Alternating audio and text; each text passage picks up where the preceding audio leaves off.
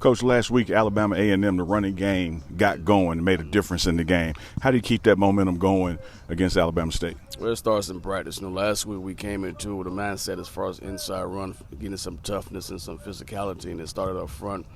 The backs just follow the lead of the old linemen, follow the tempo, the grit that we had that morning. We had some fights. We had some, guys getting after it, and it carried over to the game. And what we saw that week, we knew we had to do more of that drill just to get the guys reps, get that mindset. And, it showed up in the game. And I think the coaches did a great job as far as executing, as far as getting the right formation with the right look versus the right front on what they had on defense. And we just went into the game knowing what we can do and just believe what we can do, and we stuck to our guns. So you got to carry over. When you see the run game, when you run the football, everything looks well as far as passing game. Everybody feel good about themselves, and sometimes it equates to a win. So our mindset is to follow the same thing what we always believe in: run game, open up the pass game, and just let your door just pick you apart and just play sound football.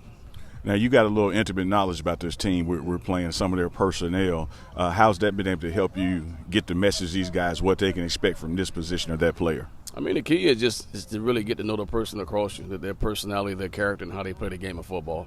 And I try to share that information at the same time. Football is football. You still got to go out and execute. You don't know when the play is coming.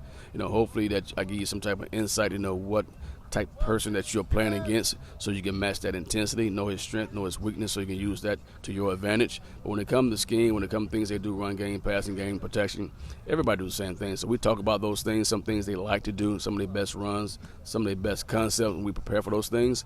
But at the end of the day, you still got to line up. You still got to play that team that day. You still got to play those situations.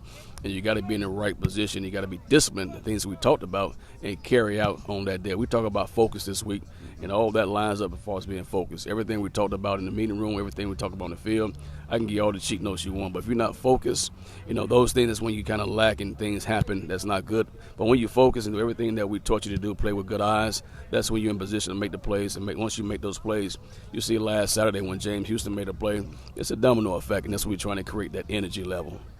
Good stuff, Coach. We'll let you get back to practice. We appreciate your time. Go Tigers. Hey, thank you. Thank you for having me. All right.